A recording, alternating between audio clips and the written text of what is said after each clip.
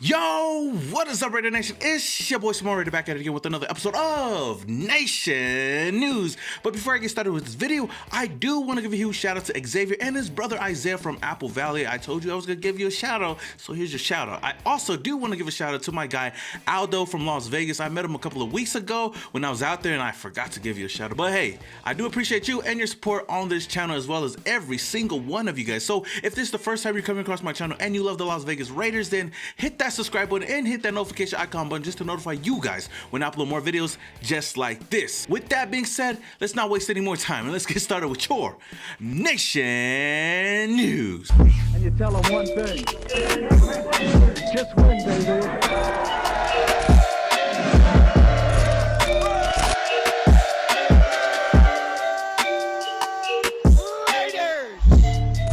Start things off on a sad note because we lose one of our key weapons on the offensive side of the ball. Fullback Alec Ingold suffered an isolated ACL tear and will be out for the rest of the season. Ingold will undergo surgery. This is a huge loss for our offense. Ingold was a do-it-all fullback and you've definitely seen it out there, and he helped out with this run game tremendously. He ends his 2021 season with 10 receptions, 85 yards, 1 touchdown, and 2 rushes for 1 yard. And a corresponding move, the Raiders signed fullback Sutton Smith to the practice squad. Smith, 25 years old, was selected by the Steelers with the 175th overall pick in 2019 out of Northern Illinois, where he played defensive end and linebacker. Since then, he played for the Jags, Seahawks, and the Saints before being released. Smith last played in 2019, and in 4 preseason games, he recorded 9 tackles, 1.5 sacks, 3 pass breakups, 1 forced fumble, and 4 quarterback hits. So with the signing of Sutton Smith, the Raiders have released wide receiver Gary Jennings from our practice squad. With that being said, the Raiders wasted no time trying to bring in some much needed help in our secondary by working out veteran cornerback Brian Poole. Poole, 29 years old, was granted his release from the Patriots practice squad. In 2020, in 9 games, Poole recorded 44 tackles, 2 tackles for loss, 2 interceptions, 7 pass breakups, 1 sack, and 4 quarterback hits.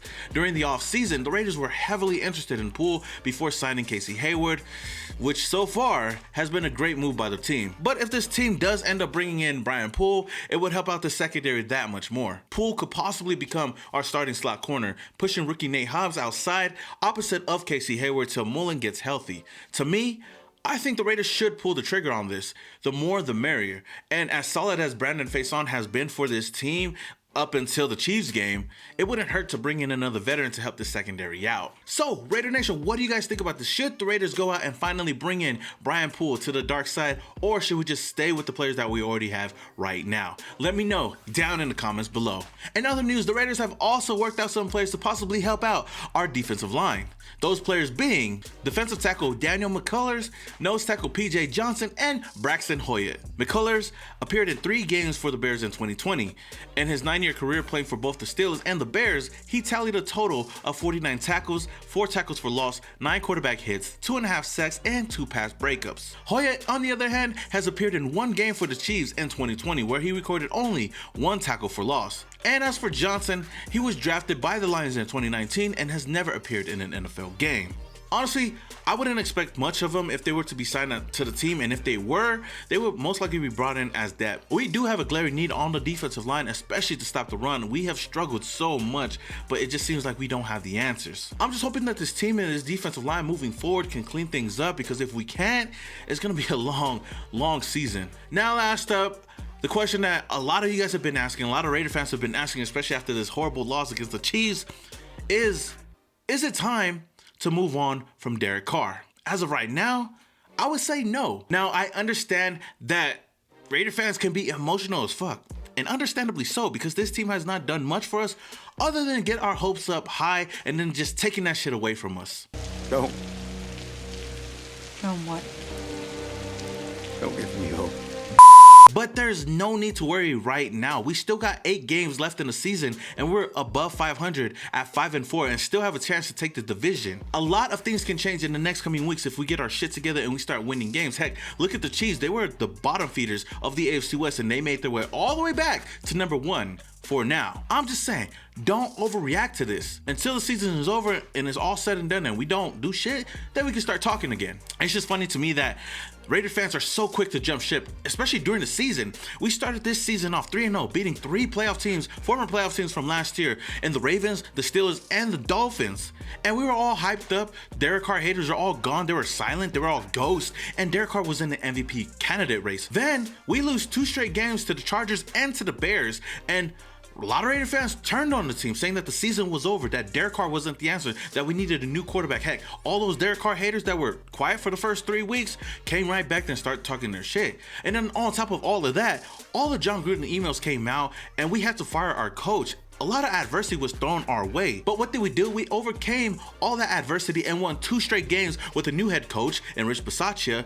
And the Raiders were back on track, #1 in the AFC West. And we were 5-2. We beat the Eagles and the Broncos real convincingly too. Going into the bye week, we were riding on an all-time high and nothing was going to bring us down. And then the whole Henry Ruggs situation went on. David Arnett situation went on. And we released 2 of our first-round picks of the 2020 draft, and we lose the next 2 games to the Giants and to the Chiefs. But I took a step back and I looked back at those 2 losses that we had against the Giants and the Chiefs.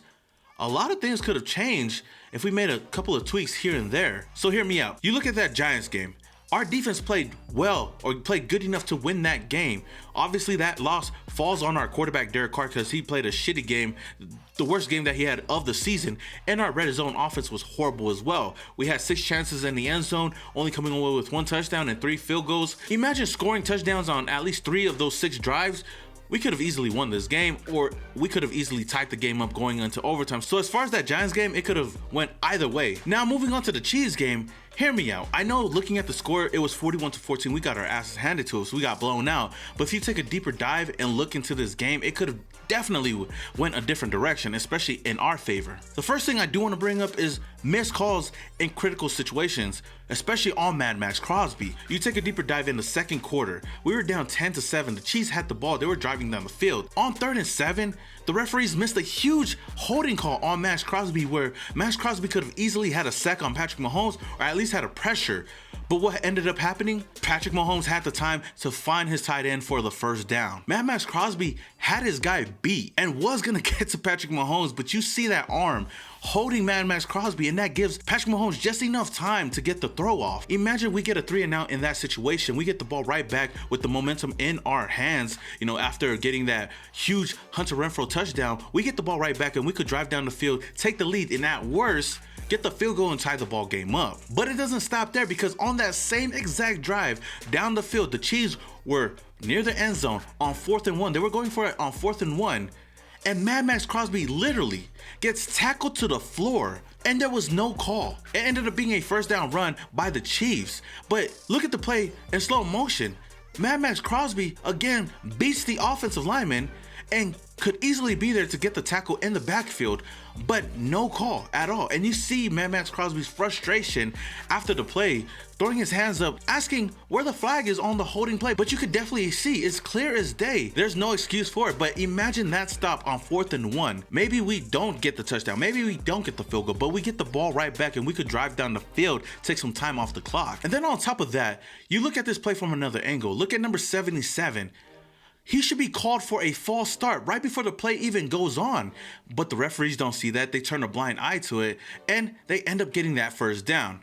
Like I said, those are 2 missed calls on that drive that could have easily changed the momentum of this game. We were only down by 3 points. We could have easily drove down the field, like I said before, for a touchdown or at worst a field goal. Now, the second biggest thing I do want to bring up from this game was about our newly acquired wide receiver in DeSean Jackson. Shout out to Derek Carr. He drew up a beautiful play, stepped up in the pocket, threw a dime right in DeSean Jackson's hands, and all he has to do is turn around, run straight into the end zone, and score the touchdown.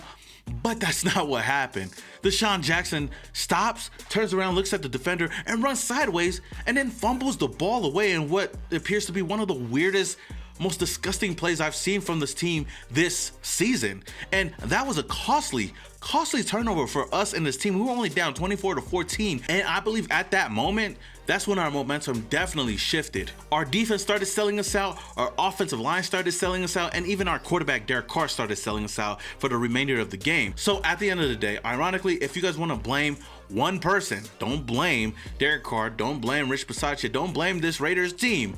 Blame John Gruden's candy ass for wanting to sue the NFL and Roger Goodell right before this game, because you know damn well that was the reason why these referees were acting different out there. Back on wood if you're with me.